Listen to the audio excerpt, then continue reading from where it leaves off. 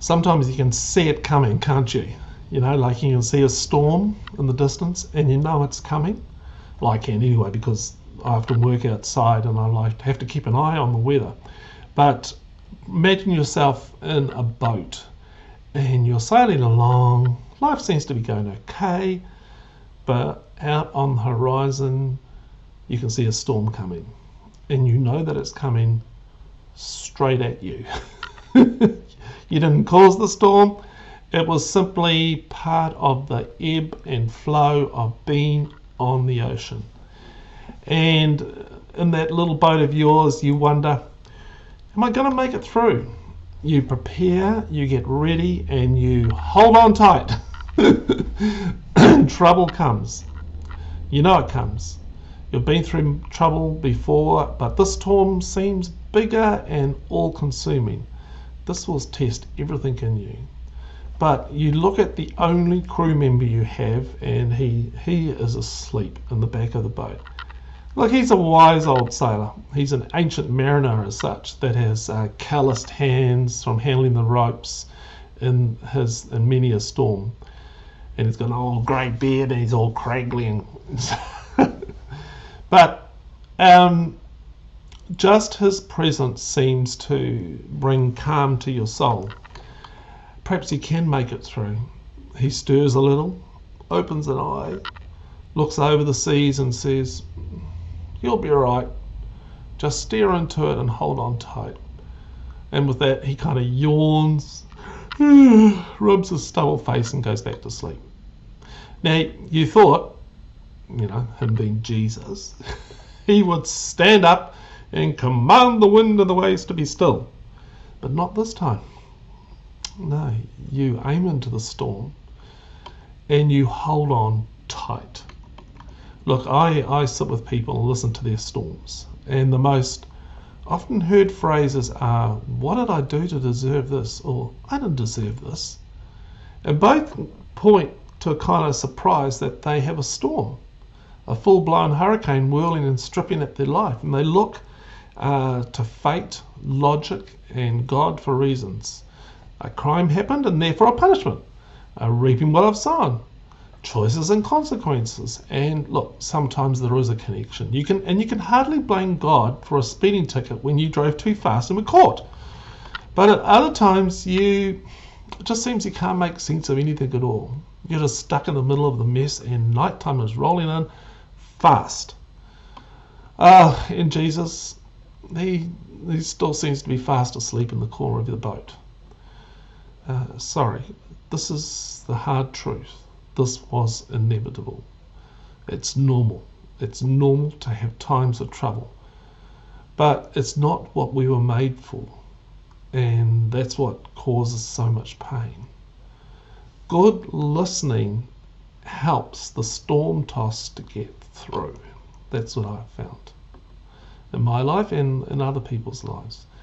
You see, at the bottom of the swirl, when everything settles down, comes the conclusion of the angst of the moment. And well, that's the way I read the very, very last verse of the pain story of a man named Job. Okay, yeah. And out of probably the first book that was ever written for the Bible comes the woe of a man caught in a whirling hurricane where he has lost his family, his wealth, and his health. And if you think your story, your trouble story is bad, read the story of Job and be thankful.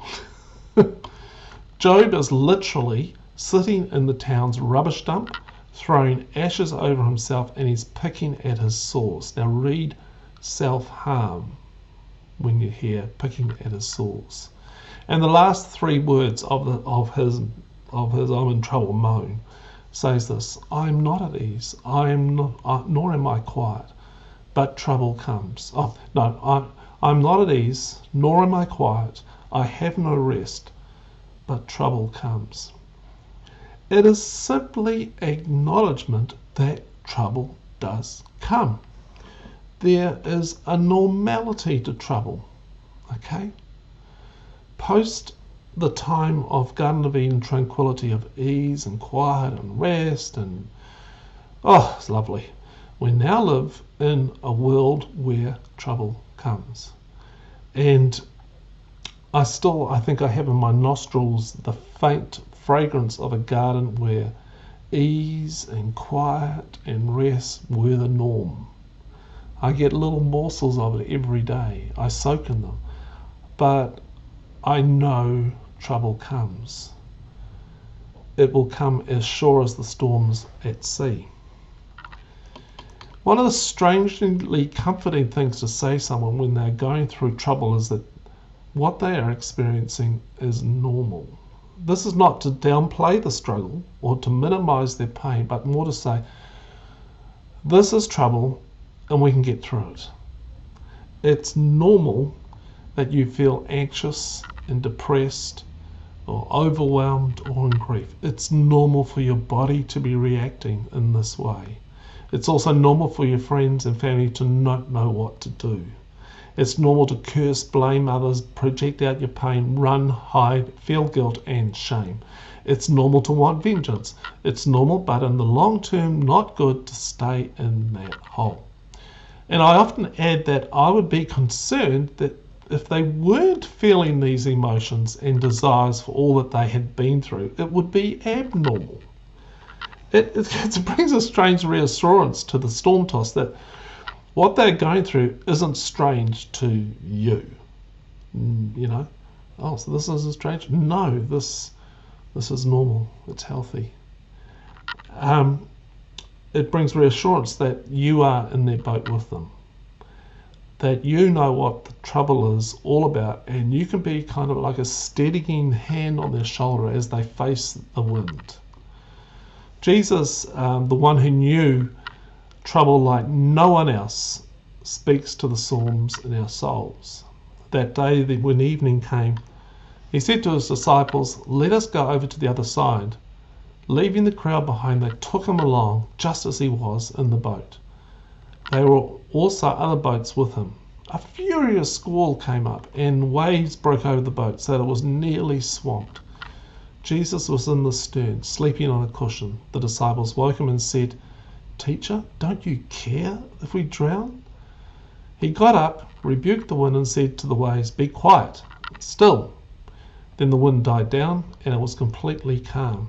He said to his disciples, "Why are you so afraid? Do you still have no faith?" They were terrified and asked each other, "Who is this? Even the wind and the waves obey him." Going through internal storms, not running from them, builds our faith muscles. This is where borrowing faith from someone else is such a beautiful Garden of Eden gift. Some quotes for you to consider. Christianity is one beggar telling another beggar where he found bread. The book of Job, that's from D.T. Niles. The book of Job proclaims from the beginning that there is no correlation between sin and suffering, between virtue and reward. That logic is hard for us to break. This book tries to break it so that a new logos called grace can happen. Richard Rohr. Untested faith tends to produce a very mechanistic and impersonal spirituality. Mature faith, however, almost always has a quality of paradox and mystery about it. Richard Rohr. Sometimes people who don't know God well presume that God would use power the way they would use power, as a dominative force. They want a deus ex machina, a magician God who appears out of the wings to solve the problem. The paradox of the book of Job is that Yahweh remains totally present in power, yet to all appearances does nothing. And for 37 chapters, God says nothing. It's our worst nightmare. A silent, hidden, and ineffective God. Richard Rohr. Too often our version of trusting God carries with it an expectation of what God should do. We are, of course, to trust God to do all that he tells us in the Bible he will do. But this is where we sometimes get off track. Without noticing it, we tend to trust God to do what we think a loving God ought to do. An honest look at what we mean when we use the word trust would likely turn up a subtle demand, a stubborn sense of entitlement, to whatever good things we'd like God to give us. Larry Crabb. When you stand before me, God, in mystery, you will eventually rest within me in trust. When you can't figure me out, you will give up the illusion of predictability and control and discover the joy of freedom and hope. Larry Crabb. Here's some questions. Number 1, you've been in times of trouble. What helped you through your storm? Number 2, what's your natural reaction to trouble? What would be an unnatural or even supernatural reaction to trouble? 3, with no sense in minimizing your struggle, what's it like to be reassured that the trouble you're in is normal? Trouble comes. God is with you. And you need people to be there and reassuring you of that. If you want to email me or leave a comment, please do so. I'd really like to hear from my readers and my listeners.